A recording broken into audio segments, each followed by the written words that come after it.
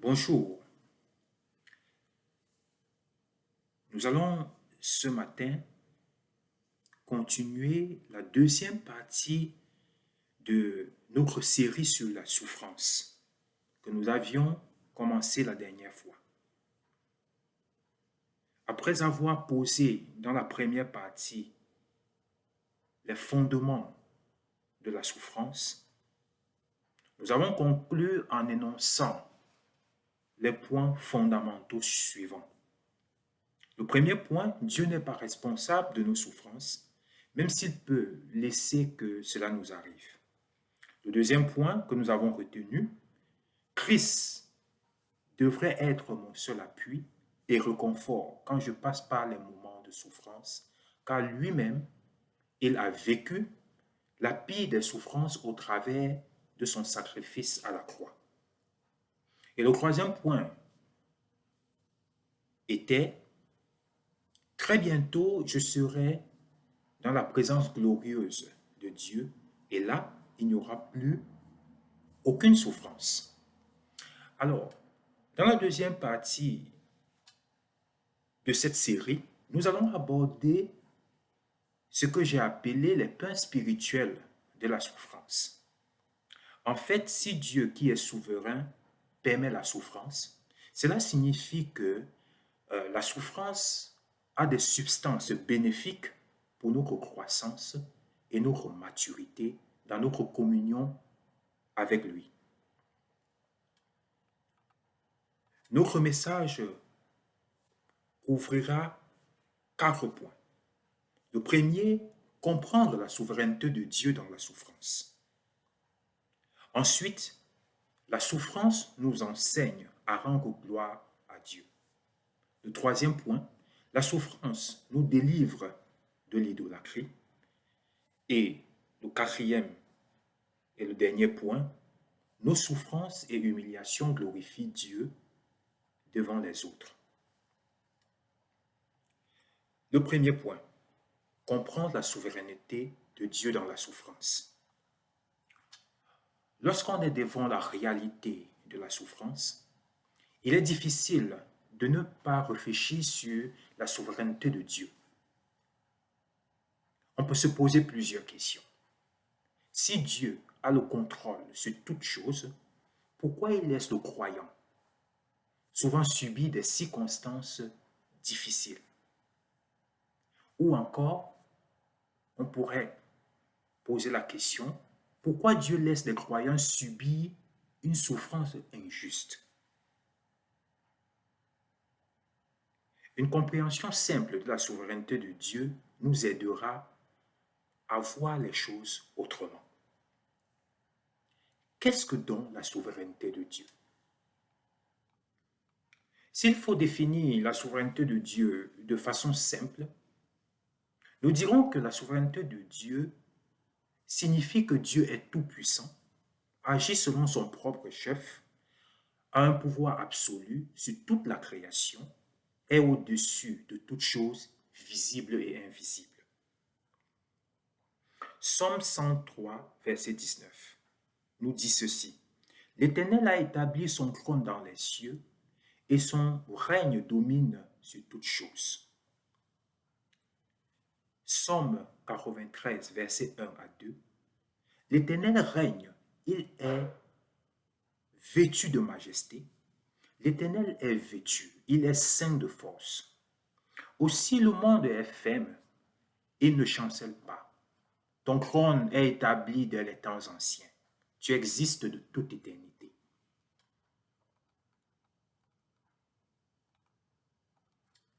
La souveraineté de Dieu et la relation de Dieu avec le mal. Écoutez-moi donc, homme de sens.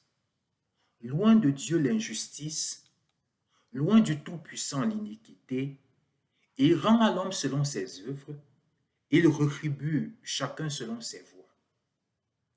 Non, certes, Dieu ne commet pas l'iniquité, le Tout-Puissant ne viole pas la justice. Qui l'a chargé de gouverner la terre? Qui a confié l'univers à ses soins? S'il ne pensait qu'à lui-même, s'il retirait à lui son esprit et son souffle, toute chair périrait soudain et l'homme rentrerait dans la poussière. Job 34, 10 à 15. Ces versets, autant pour moi, c'est la réponse d'Éliou à Job concernant une plainte de ce dernier dans Job 27, 2 par rapport à une injustice apparente de Dieu concernant toute la souffrance que lui, Job, est en train de traverser.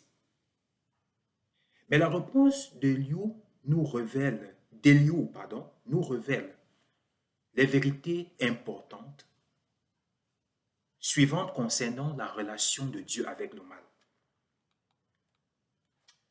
1. Il n'y a pas de mal en Dieu et il ne fait pas le mal. Deuxième vérité, Dieu ne pratique pas l'injustice, c'est-à-dire ses jugements sont équitables. Il ne saurait condamner l'innocent à la place du coupable. Chaque homme a le jugement que méritent ses actions. Nous pouvons voir l'application de cette vérité dans la conversation d'Abraham avec Dieu au sujet de la destruction de la ville de Sodome et Gomorrhe dans Genèse 18, 25 à 32. Malgré le degré de mal qu'avaient atteint ces villes, Dieu promet à Abraham que s'il trouvait ne serait-ce que 10 justes, il annulerait sa sentence, parce que ne voulant pas faire mourir le juste avec le méchant. On voit clairement que Dieu agit dans la justice et le droit absolu. La souveraineté de Dieu ne veut pas dire que l'homme n'a pas de volonté ni de responsabilité face à ses actes. Bien que Dieu savait que l'homme devait désobéir à son commandement, de ne pas manger l'arbre de la connaissance du bien et du mal, il laissa l'homme libre de sa décision et celui-ci subit les conséquences de sa désobéissance, comme nous l'avons vu dans la première partie de notre message. Mais Dieu, dans sa logique incompréhensible par l'homme, bien que le sachant, avait déjà prévu la solution pour sauver l'homme, tout en le mettant face aux conséquences de ses actes. 1 Pierre 1, 18, 20 nous dira, sachant que ce n'est pas par des choses périssables, par de l'argent ou de l'or, que vous avez été rachetés de la vaine manière de vivre que vous aviez hérité de vos pères, mais par le sang précieux de Christ, comme d'un agneau sans défaut et sans tache, prédestiné avant la fondation du monde et manifesté à la fin des temps à cause de vous. 2 Timothée 1, 9 à 10 nous révélera encore cette vérité. Qui nous a sauvés et nous a agressé une sainte vocation, non à cause de nos œuvres, mais selon son propre dessein, et selon la grâce qui nous a été donnée en Jésus-Christ avant les temps éternels, et qui a été manifestée maintenant par l'apparition de notre Sauveur, Jésus-Christ, qui a détruit la mort et a mis en évidence la vie et l'immortalité par l'Évangile. Dieu, étant souverain sur toutes choses, prendrait-il donc un vilain plaisir de voir ses enfants souffrir? C'est la question qu'on peut se poser. Pourquoi permettrait-il donc à ses enfants de faire souvent face à des souffrances atroces, injustes, incompréhensibles? La réponse est toute simple. S'il n'a pas épargné son propre fils de la mort de la croix, alors ce n'est pas en vain qu'il permet la souffrance. Oui, le Dieu souverain peut permettre aux croyants de passer par des temps et des circonstances de dure souffrance. Il est donc question, pour moi en tant que croyant, de lire dans chaque moment de souffrance que je traverse ce que Dieu veut m'enseigner. Car, comme le dit Romains 8, verset 28, toute chose concourt au bien de ceux qui aiment Dieu, de ceux qui sont appelés selon son dessein. Ceci nous amène au deuxième point de notre message. La souffrance nous enseigne à rendre gloire à Dieu. Le mot hébreu pour gloire est kabot. Ce mot pourrait se traduire par pouvoir, richesse, splendeur, honneur. La gloire de Dieu reflète la présence de Dieu dans toute la plénitude de ses attributs. Sa toute-puissance, sa souveraineté, sa divinité, sa majesté, son absolue splendeur et beauté. Ésaïe 6, verset 3 nous dira, « S'agressant l'un à l'autre, ils proclamaient, Saint, Saint, Saint est le Seigneur des armées célestes. Toute la terre est pleine de sa gloire. » Cette compréhension de la gloire de Dieu nous donne de comprendre qu'on ne peut pas apprivoiser Dieu. Il nous dépasse. Dans son livre La souffrance, Timothy Keller donne une explication que je trouve intéressante de la souffrance. De la souveraineté de Dieu. Il dira, dès lors, quand la Bible dit que Dieu est glorieux, elle veut dire qu'il devait compter et qu'il est important au-delà de toute autre chose ou personne.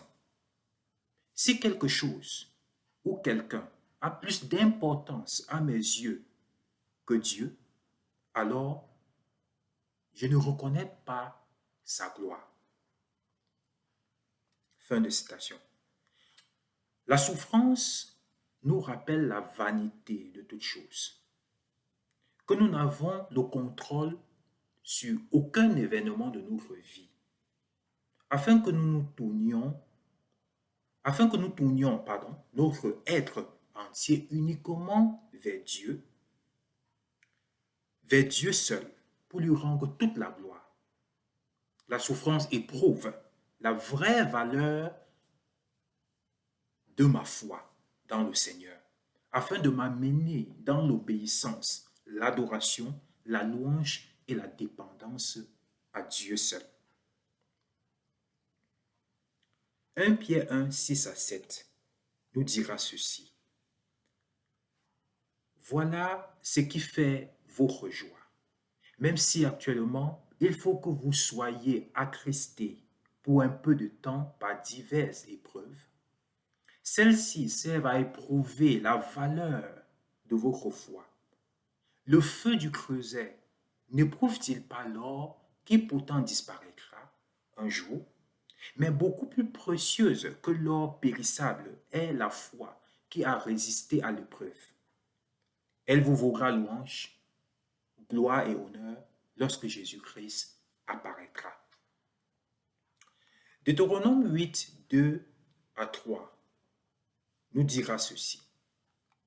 Souviens-toi de tout le chemin que l'Éternel, ton Dieu, t'a fait faire pendant ces 40 années dans le désert, afin de t'humilier, de t'éprouver, pour savoir quelles étaient les dispositions de ton cœur et si tu garderais ou non ses commandements.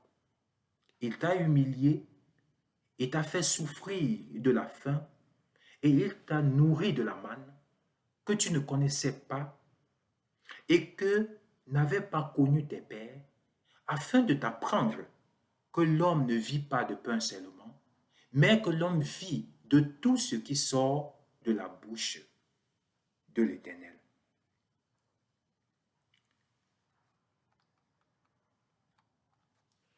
Le cas de Job Ce cas va nous enseigner, du moins ce cas est un exemple assez parlant de, du fait de glorifier Dieu dans la souffrance. Job 1, verset 1. Il y avait dans le pays d'Uth un homme qui s'appelait Job. Et cet homme était intègre et droit. Il craignait Dieu et se détournait du mal. Dans Job 1, 6 à 11, nous lisons ceci. Or, les fils de Dieu vinrent un jour se présenter devant l'Éternel. Et Satan vint aussi au milieu d'eux. L'Éternel dit à Satan, d'où viens-tu? Et Satan répondit à l'Éternel, de parcourir la terre et de m'y promener. L'Éternel dit à Satan, as-tu remarqué mon serviteur Job? Il n'y a personne comme lui sur la terre. C'est un homme intègre et droit, craignant Dieu et se détournant du mal. Et Satan répondit à l'Éternel,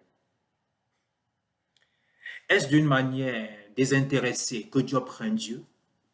Ne l'as-tu pas protégé, lui, sa maison et tout ce qui est à lui?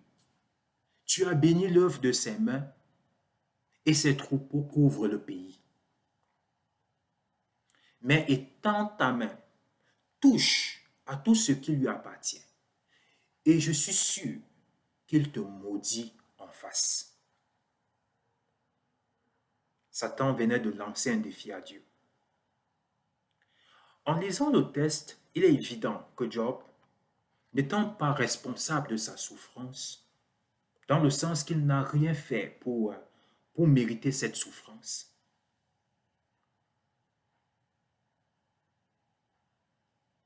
toutefois, Dieu porte sa foi à son crédit et attire l'attention de Satan. As-tu remarqué mon serviteur Job? Il n'y a personne comme lui sur la terre. C'est un homme intègre et droit, craignant Dieu et se détournant du mal. Mais Satan, voulant défier Dieu, va poser une question qui pourrait s'adresser à nous aujourd'hui. Est-ce d'une manière désintéressée que Job craint Dieu? Si nous formulons cette question en s'adressant à nous-mêmes, on pourrait dire, est-ce que c'est de manière désintéressée que je crains Dieu? Est-ce que je le crains sans attendre de lui en retour des faveurs sur le plan matériel, financier, professionnel ou familial? Ou encore, est-ce que s'il m'arrivait de passer par des circonstances difficiles telles que un mariage ou une famille déchirée, la perte de mon emploi, la perte d'un être cher, une maladie qui m'accable de douleur de jour comme de nuit, continuerai-je à glorifier le Seigneur? Ça, c'est une question ou des questions que nous devons nous poser et y méditer. Job, par sa foi, a été un instrument puissant entre les mains de Dieu pour confondre Satan. Dieu a permis à Satan d'accabler Job des pires souffrances. Mais malgré les souffrances qu'il traversait, Job a continué à rendre gloire à Dieu, à honorer Dieu comme celui qui a tous les droits sur sa vie et ce qu'il possède. La confiance que Job avait dans le Seigneur n'était pas dans le but de mériter des faveurs. Ce n'est pas que la souffrance inexplicable qu'il traversait ne l'affectait pas, mais il savait que tout ce qu'il possédait n'était que pure grâce. Dans Job 1, 20 à 22, il dira ceci. Alors Job se leva, déchira son manteau et se rasa la tête. Puis, se jetant par terre, il se prosterna et dit, je suis sorti du sein de ma mère, je suis sorti nu du sein de ma mère, et nu je retournerai dans le sein de la terre. L'Éternel a donné et l'Éternel a ôté. Que le nom de l'Éternel soit béni. En tout cela, nous dit la parole de Dieu. Job ne pécha point et n'attribua rien d'injuste à Dieu. La femme de Job, dans le désespoir, va dire à son mari, maudis Dieu et meurs. Mais Job va reprendre sa femme en disant quelque chose de très important qui montrait davantage son attachement à Dieu. Job 2, 9 à 10. Sa femme lui dit, tu demeures ferme dans ton intégrité. Maudis Dieu et meurs. Mais Job lui répondit, tu parles comme une femme insensée. Quoi? Nous recevons de Dieu le bien et nous ne recevions pas aussi le mal? En tout cela, Job ne pécha point par ses lèvres. La réponse de Job nous fait remarquer que, bien qu'il considérait que ces malheurs qui s'abattaient sur lui venaient de Dieu,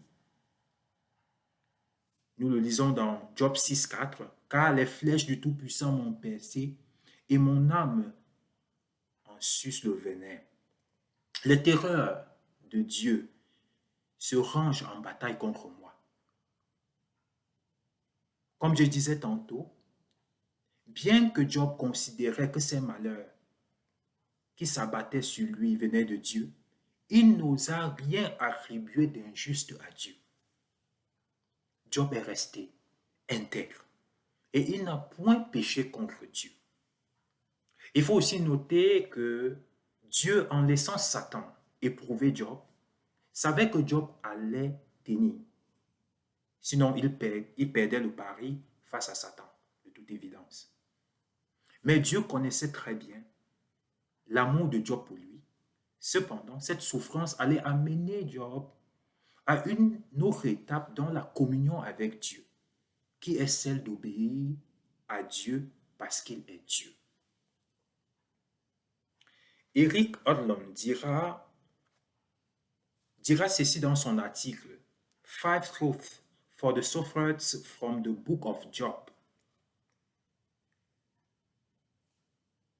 Lorsque Dieu permet des souffrances extrêmes et inexplicables,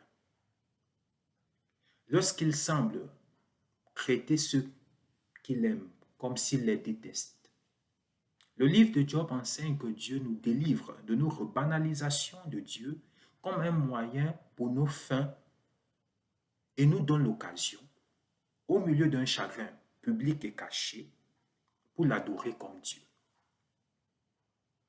Pour lui-même, indépendamment de toute bénédiction secondaire que nous pourrions gagner au Père. Un tel culte est douloureux, coûteux et honore profondément Dieu en tant que Seigneur et non en tant que divinité de compagnie. Sans ces expériences tragiques, même les meilleurs d'entre nous s'éloigneront lentement et inconsciemment du culte coûteux et beau de Job dans le premier chapitre de ce livre. Dans la souffrance, Dieu nous sauve, nous livrant dans une relation avec lui où il est en réalité Dieu et Seigneur. Et je nous invite à méditer sur, ces, sur cette dernière phrase que je trouve très intéressante. Dans la souffrance, Dieu nous sauve, nous livrant dans une relation avec lui-même où il est en réalité Dieu et Seigneur. Nous passons au troisième point de notre message. La souffrance nous délivre de l'idolâtrie. Dans la logique de plusieurs croyants, Dieu est généralement réduit à celui qui doit s'arranger à nous préserver de tout, ce qui est malheur, souffrance, maladie, etc. Nous taillons alors dans notre cœur l'image d'un Dieu qui doit mener au succès nos projets, assurer notre santé, empêcher qu'un malheur nous arrive. Tout ceci en utilisant bien sûr les textes sur lesquels on dit exercer notre foi.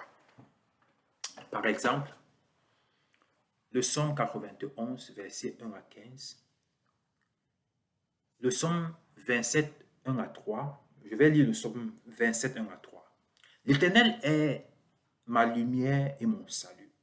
De qui aurais-je crainte? L'Éternel est le soutien de ma vie. De qui aurais-je peur? Quand des méchants s'avancent contre moi pour dévorer ma chair, ce sont mes persécuteurs et mes ennemis qui chancellent et tombent. Si une armée se campait contre moi, mon cœur n'aurait aucune crainte. Si une guerre s'élevait contre moi, je serais malgré cela plein de confiance. Toutefois, je pense que pour garder un certain équilibre, il ne faudrait pas aussi ignorer des textes qui présentent comment Dieu laisse souvent le croyant passer par la souffrance. Notamment Ésaïe 45, 6 à 7, 2 Corinthiens 12, 7 à 10, Jérémie 20, verset 18, qui dira « Pourquoi suis-je sorti du sein maternel ?» Pour voir la souffrance et la douleur et pour consumer mes jours dans la honte. 1 Pierre 2, verset 20 dira « En effet, quelle gloire y a-t-il à supporter de mauvais traitements pour avoir commis des fautes, mais si vous supportez la souffrance, lorsque vous faites ce qui est bien, c'est une grâce de Dieu. » Hébreux 11, 36-39 dira « D'autres subissent les moqueries, les fouets, les chaînes, la prison. Il fut lapidé, scié, torturé. Il mourut, tué par l'épée. Ils allèrent çà et là, vêtus de peau de brebis et de peau de chèvre, dénués de tout, persécutés, maltraités, eux dont le monde n'était pas digne, errant dans les déserts et les montagnes, dans les cavernes et les antres de la terre. Tout cela, à la fois desquels il a été rendu témoignage, n'ont pas obtenu ce qu'il leur était promis. Nous sommes souvent très prétentieux et affirmons avec précipitation que Dieu ne pourrait pas permettre que certaines situations difficiles et troublantes arrivent à des chrétiens. J'aimerais vous citer ce texte du livre de Timothy Keller sur la souffrance, marcher avec Dieu au travers de la souffrance et de la douleur. Il raconte, Elizabeth Elliot, dans son livre These Strange Ashes, ces étranges cendres, qui décrit ses premières années de traductrice de la Bible en Amérique du Sud. Elle raconte l'histoire de Macario. Cet homme était une réponse de Dieu à mes prières, la clé de tout mon travail linguistique. Dieu savait qu'il était le seul homme sur la terre à parler aussi bien espagnol que Safiki. Mais cet homme a été tué par balle sans sommation. Leur travail de traduction s'est arrêté d'un coup. Quelque temps plus tard,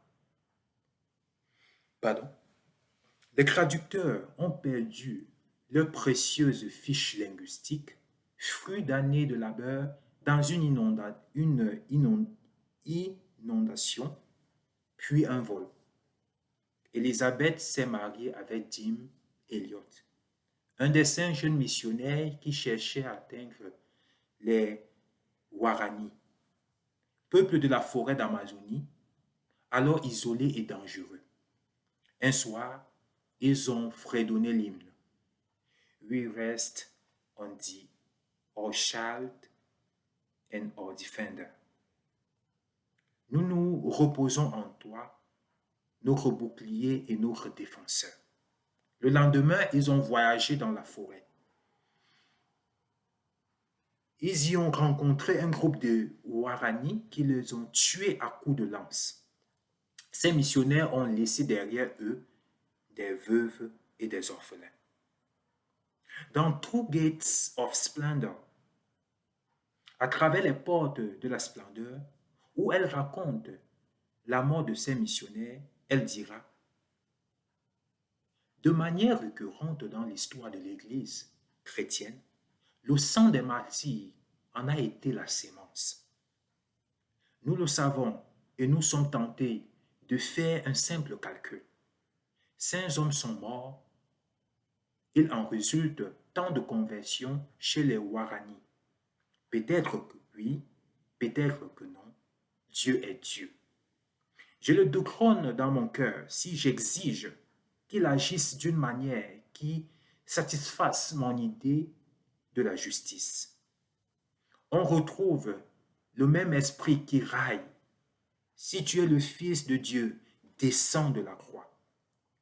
Il s'agit du fruit de l'incrédulité, de la rébellion, d'une attitude qui dit: Dieu n'a pas le droit de faire ça à 5 hommes, sauf si. Fin de citation. La souffrance incompréhensible et injuste vient nous faire réaliser que les desseins de Dieu pour nous ne sont pas forcément ce que nous désirons dans nos cœurs, que notre compréhension de Dieu n'est pas souvent la bonne et que nous devons nous repentir et croire au Dieu souverain qui agit selon son propre conseil et non dans l'exécution de notre volonté, fût-elle louable. Ceci nous donne de nous approcher de Dieu avec beaucoup d'humilité. Romains 11, 33-36 dira: ô profondeur de la richesse, de la sagesse et de la science de Dieu, que ses jugements sont insondables et ses voies incompréhensibles. Car qui a connu la pensée du Seigneur, ou qui a été son conseiller, qui lui a donné le premier pour qu'il ait à recevoir en retour? C'est de lui, par lui et pour lui que sont toutes choses. À lui la gloire dans tous les siècles. Amen. Ceci nous amène à la dernière partie de notre message, au 4e point. Nos souffrances et humiliations glorifient Dieu devant les autres.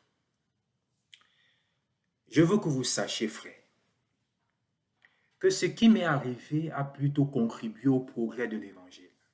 En effet, dans tout le prétoire et partout ailleurs, nul n'ignore que c'est pour Christ que je suis dans les liens. Et la plupart des frères dans le Seigneur, encouragés par mes liens, ont plus d'assurance pour annoncer sans crainte la parole.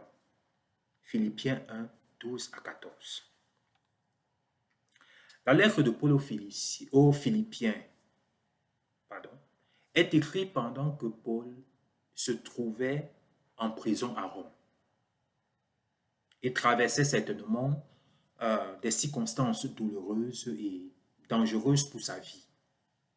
Cependant, sa lettre laisse voir plutôt une quiétude, une joie qui transparaissent bien qu'il était dans les liens.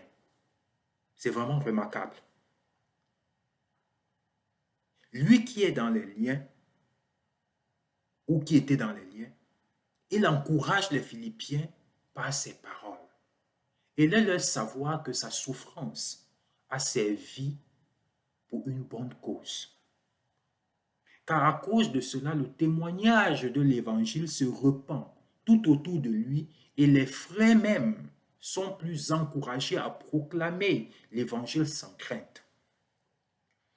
Paul puisait sa force pendant les moments difficiles dans la joie que lui procurait le Seigneur. Réjouissez-vous toujours dans le Seigneur. Je le répète, réjouissez-vous. Philippiens 4, verset 4. Sa joie venait aussi dans le fait que l'évangile était annoncé afin que plusieurs personnes soient sauvées. Qu'importe, de toute manière, que ce soit pour l'apparence, que ce soit sincère, Christ n'est pas moins annoncé. Je m'en réjouis et je m'en réjouis encore. Philippiens 1, verset 18. Il faut dire que l'attitude de notre cœur ou encore notre état intérieur qui puise son équilibre dans la paix et la joie que nous accorde le Saint-Esprit et l'espérance de l'éternité pendant les circonstances difficiles qui pourraient arriver, servira comme témoignage de notre foi, afin que ceux qui sont autour de nous voient la grandeur, l'amour, la bonté et la miséricorde de Dieu. C'est un témoignage puissant que de regarder comme un sujet de joie les souffrances par lesquelles nous pouvons traverser. Non pas que nous ne sommes pas affectés dans ces moments, mais que notre joie ne dépend pas de la circonstance, mais plutôt du Seigneur. Dans son livre qui raconte l'histoire de sa conversion, intitulé Forgive Me, Natasha, Serge Koudakov relate les raids de persécution qu'il effectuait pendant les années sombres du communisme. Il raconte entre autres l'histoire de Natasha après l'avoir sauvagement battue lors d'un premier raid. Koudakov la retrouve le lendemain dans un second raid. Il va alors lui infliger une punition plus sévère et humiliante. Quelle ne fut pas sa surprise lorsqu'il surprit cette même Natacha quelque temps plus tard lors d'un troisième raid. Il décrit ainsi son sentiment. Pour l'une des rares fois de ma vie, j'ai été profondément ému. Natacha avait quelque chose. Elle avait été horriblement battue. Elle avait été avertie et menacée. Elle avait traversé des souffrances incroyables, mais elle était de retour. Elle avait quelque chose que nous n'avions pas. Je voulais courir après elle et lui demander « Qu'est-ce que c'est ?» Je voulais lui parler, mais elle était partie. Cette héroïque chrétienne qui avait tant souffert de nos mains m'a touché et m'a beaucoup troublé. J'ai senti pour la première fois que les croyants n'étaient peut-être pas les idiots et les ennemis que je pensais qu'ils étaient. Natacha avait ébranlé toutes mes notions sur les croyants.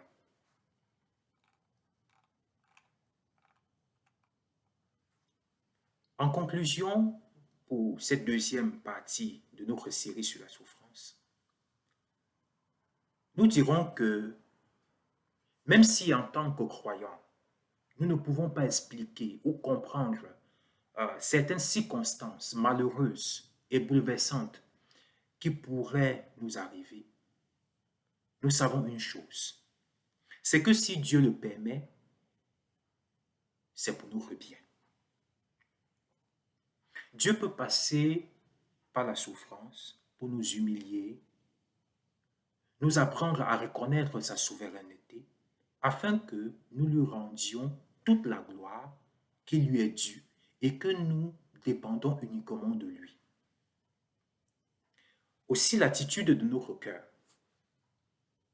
c'est-à-dire croire en la paix et la joie que nous accorde le Seigneur Jésus-Christ par le Saint-Esprit, pourrait être un témoignage de notre foi envers ceux qui nous regardent traversés par des moments difficiles, afin qu'ils connaissent l'immense amour et miséricorde de Dieu et croient pour être sauvés.